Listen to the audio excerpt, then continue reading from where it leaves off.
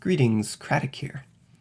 Update on Energy Twister because, surprise, surprise, live patch is different than our last PTR phase. And in classic Blizzard style, we have no notification on the patch notes and no communication from the team on these changes. So, what's changed? First, corner stacking is no longer working as it was on the PTR. On live, twisters now disappear after about 1 second of getting stuck on terrain or corners of the environment. Notably, this is not new behavior to the live patch. Corner stacking was enabled on the second phase of PTR, where we were testing and tuning Twister. Why it's not the same as the last PTR patch is just, it's downright, it's maddening. It's maddening. Yeah. Anyway, I'm going to put that aside. Let's put that aside. The second change is that Wicked Wind damage was buffed. However, this wasn't a buff to the rune damage itself, but rather how it interacts with the Raging Storm rune that is now granted from the Twisted Sword. On PTR, Wicked Wind was bugged and did not gain benefit of Raging Storm at all, even though it would still stack up to 5 times, so the weapon damage would stack up. How it's working now is that the initial Twister deals 835% weapon damage over 6 seconds. Second Twister that combines with the stack will apply Raging Storm to the Wicked Wind rune, granting 3200 weapon damage for this now combined Twister. Thereafter, each Twister added on to the Twister stack only adds the base amount of 835% up to a total of 5,705% weapon damage over 6 seconds total. The fact that the first combine is so much more of a DPS increase than the others means that the Twister stacks of 2, 7, and 12, and so on, Twisters total will be preferred. And there may even be more players focused on creating Twister stacks of 2 as they kite or move through the rift to try and maximize DPS. Overall, Wicked Wind is dealing about 36.6% more DPS, or about 2 greater risks more than it was in the last iteration of the 2610 PTR. While this is a nice increase and it puts it in range of being competitive with where Mistral Breeze was with corner stacking, I'm just so disappointed that corner stacking was removed as an option. It makes it so much more enjoyable of gameplay. The biggest downside, though, for Wicked Wind is that resource is harder to come by. This has a very large impact. This would mean less Aquila uptime, which also would mean Squirts would drop more readily. And since Scorch is such a large component of our DPS, it's more worth it to replace this resource on gear somehow or by skills than to ignore it. Higher costs mean we have to trade out affix placements on gear for RCR to balance this out. Affixes traded out means either lost damage or toughness, or both. This tends to favor higher Paragon players because they have more Paragon to sub into Vitality if they need to, that sort of thing. But anyway, combined, I think that these affix tradeouts could mean anywhere from 1 to 2 greater risks worth of lost clear potential on top of the previous 2 greater risks mentioned. On paper, at least, Wicked Wind is still about 3 to 4 greater risks lower clear potential than Mistral Breeze. However, that's just paper. So what might be some innate benefits of Wicked Wind that could allow it to come back a little bit in clear potential? Number 1 is that corner stacking doesn't even allow for full coverage. By this I mean when you corner stack, you're up against the edge of the terrain, so you only get a benefit of a portion of your Twister's radius.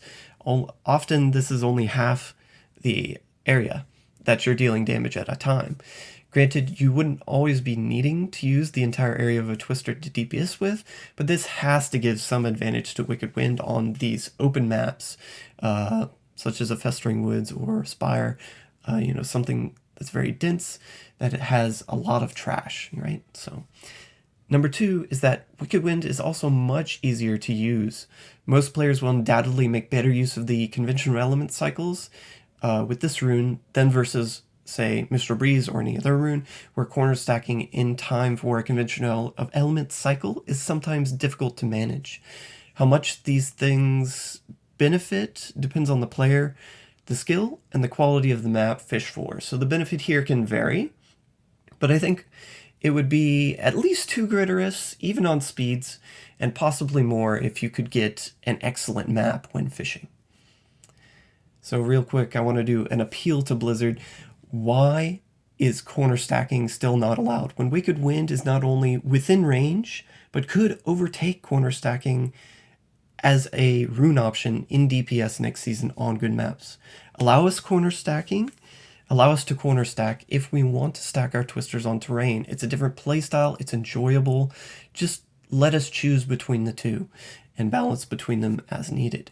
Feels terrible when our mega twister from a non-Wicked Wind rune collides with a wall and it just disappears. All that DPS is just gone, right? So moving along, what does this mean? If no further changes are made before season start to allow corner stacking, we will no longer be able to run Mistral Breeze in Greater Rift speeds or for solo pushing, where it won't be as efficient to do that, at least. We will run Wicked Wind, and as mentioned previously, this will require several minor skill and affix swaps for the builds to work. I've already put out guides for Cold Twister with corner stacking in mind for both speed and push. Considering that we don't know if any more changes will be coming, I'll show a few possibilities for the Wicked Wind rune now. Keep in mind that while I'm recommending these RCR swaps based on my experience, I still have not tested these in-game to see if they'll work. I'll make a few alternate suggestions that you can action upon in case resource is still an issue.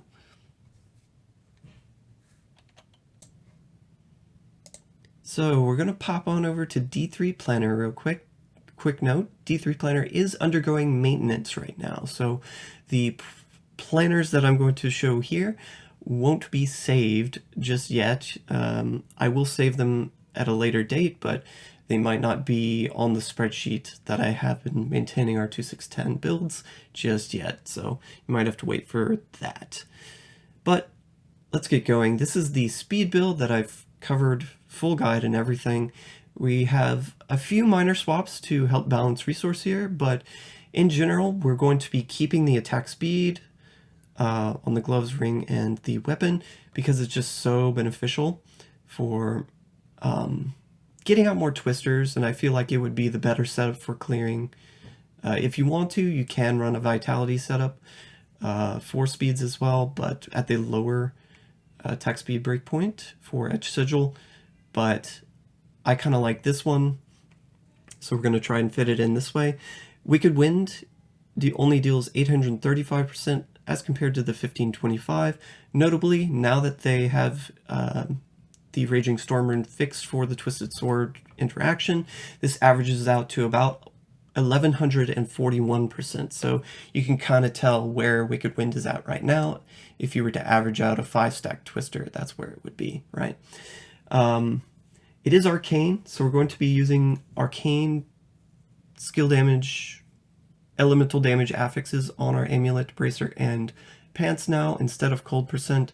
They will be more important to have your arcane affixes, more impactful, because we are swapping out or off of Absolute Zero. Absolute Zero with the cold setup would add into our cold elemental damage, which meant at lower paragons, like we didn't necessarily need the cold damage on our amulet, for example, or if we didn't have it on our pants, it was very accepting of lower paragons. Now, not so much. It's more strict now, I would say. But Absolute Zero was a snapshot mechanic. We don't have to worry about that anymore, and we do lose the 10-second duration. Now Spell Steal, we are opting for Spell Steal, is only 5-second duration, but it is dynamic, so it's easier to manage and that sort of thing.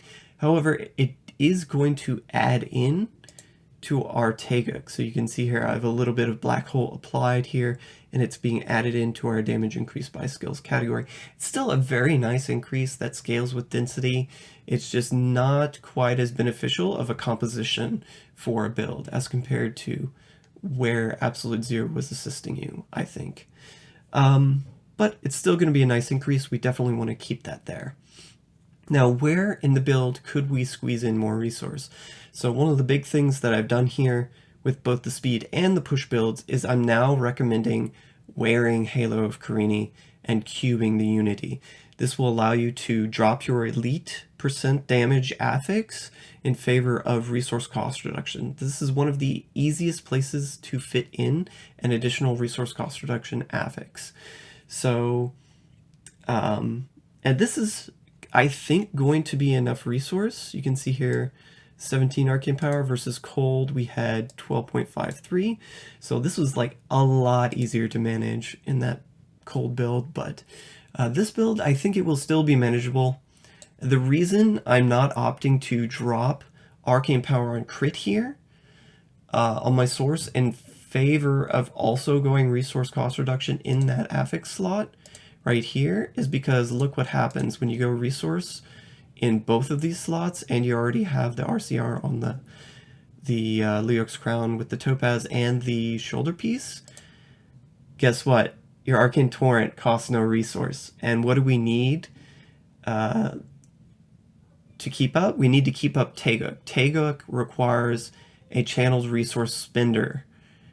If Flame Ward doesn't cost resource, this won't proc, so we won't get Taeguk. So this is why we still go for APOC instead of RCR on the source. And we still rely on APOC in that sense, but I think this will be quite enough to manage the twister and your resource when you're going through the rift, especially because we're also, and you'll notice here the arcane torrent now costs just a tiny bit of arcane power per second, which is just what we need to keep up the Taeguk. Because we also have astral presence in the build, so this is going to increase our maximum arcane power, which is of course of great importance when you think of Aquila, because Aquila has only, the above 90% resource. Well, that 10% on the top, we're increasing when we increase our maxing arcane power pool, that top range. So you see here we have 159 maximum arcane power from our offhand, Paragon, and Astral Presence now. This means we can spend up to 15.9 arcane power on anything, and Aquila won't drop.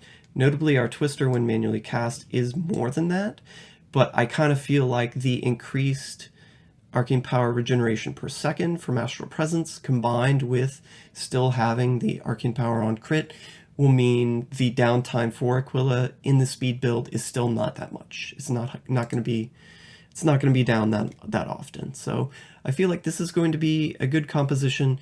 We do have to drop the second life passive in order to fit in Astral Presence, but I kind of feel like it's still the best pick. It allows you to keep quite a nice high level of toughness while still not having to swap out too many things for the speed build. And anyway, these are the swaps that I'm going to recommend for speed. So moving right along to the push build, there are two variations I'm going to recommend. For lower Paragon players especially, and notably, what's happened here with requiring this extra resource affix is that a lot of things that were optional at higher Paragons are now not going to be as optional. And you'll notice here that I'm going to recommend, for example, blur at every Paragon. So low, medium, high Paragon now, whereas before we could opt for Unwavering Will, we had an option to put in Elemental Exposure perhaps at those like really high Paragon levels. Now we definitely want to keep blur. It's just going to provide you that little bit extra of standard damage reduction that is going to help you out so much and counteract the fact that we're having to fit in more resource and possibly dropping Aquila a little bit more. So it's going to be hands down the best option for any setup. I do have two different builds here. So one is slightly going to still favor lower Paragons, and that's going to be the composition that runs with lower attack speed. So you notice here, we're at that lower breakpoint, the 1.54, and we fit in Vitality on the weapon and the gloves.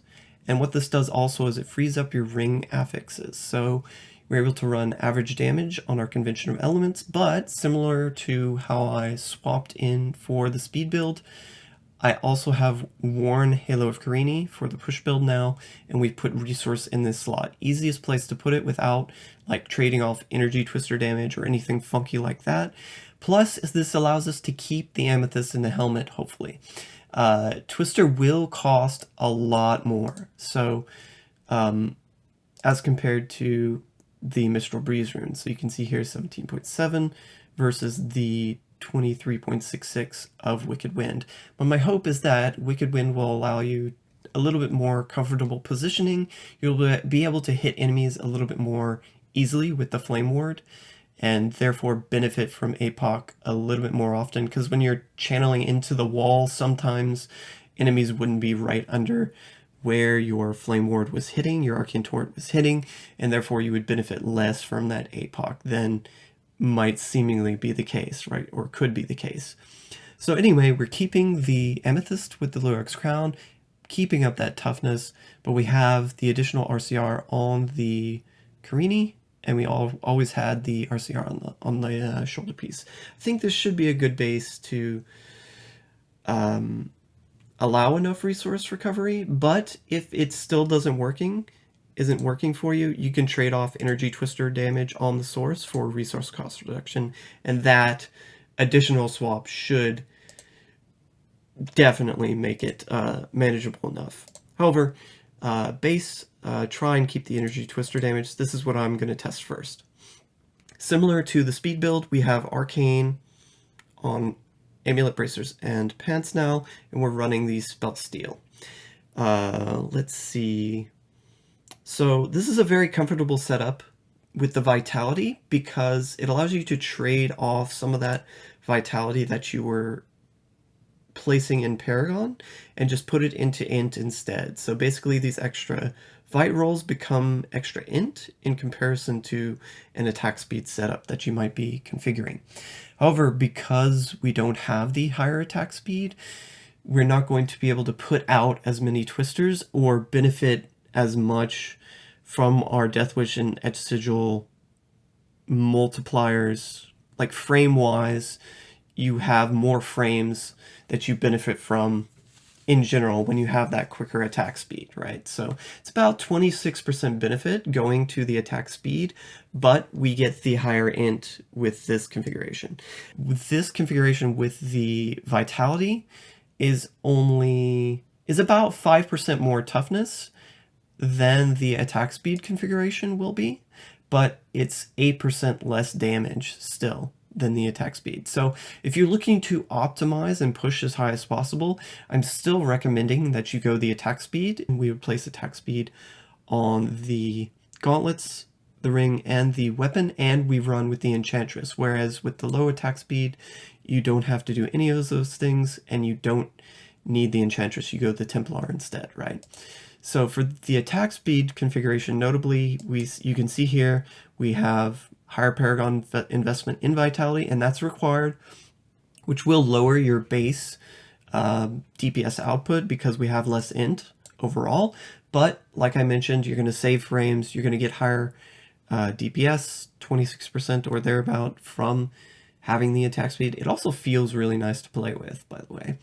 And we're going to get it that way. Similarly, with the attack speed comp, we're going to swap in the Carini, Warren, Cube, the Unity, and then this will allow us the extra resource here, same amount of resource as the other comp. The only thing that I can say is that running the lower attack speed might be a little bit more preferred now because of the large arcane power cost here. So like, whereas this build definitely is more likely not to need to swap out this energy twister affix on the source for an additional affix, the attack speed configuration might need to do that a little bit more, or conversely would require more density and more returns via APOC to sustain. So if you're wanting to fish at a higher level, maybe get higher Paragons to be able to sub more Vitality, and you enjoy the attack speed, I would recommend this. But if you are a lower Paragon player, or you don't care as much to push to the actual limit of the build, I would definitely recommend just going Vitality now. So Anyway, that's a summary of the changes for the Speed and Push builds. I hope you've enjoyed this overview and update on Twister. I'm really disappointed with that corner stacking is no longer a thing. I really was excited to finally play a different rune than Arcane, because we played Arcane, we played Raging Storm, we played Wicked Wind since the dawn of time, and yeah, so I'm just really disappointed in that the fact that corner stacking is not allowed. And mostly it's more the fact that the twisters disappear is the big thing. So you might still be able to run a Mistral Breeze comp if the twisters weren't disappearing along walls. The fact that exists just kills the entire, any of the other runes, Gale Force, Mistral Breeze, the Lightning rune, even if you wanted to have a fun build like that, it just kills any of those. Yeah. I hope they fix it so that corner stacking environment, wall stacking is allowed again, and hope they balance, keep tuning Wicked Wind, because it seems like they're on the right approach. The fact that Wicked Wind is not as a level set as the other runes are when they stack up a 5. When you stack a Twister stack up to 5, it's not as level. On that second Twister, on the second Twister cast, the first Twister combined, Wicked Wind gains more of a jump than the other runes, right? So this could lead to some wonky playstyle issues, and it's something that I would like to see addressed as well in the future. So perhaps making it such that Wicked Wind has an average of 1150% weapon damage, but stacks up the same for each Twister cast into the Twister stack would be a better approach, in my opinion. So maybe that's something they can look into fixing for the Raging Storm and the Wicked Wind runes in particular. Anyway, thank you for watching, and have a great day.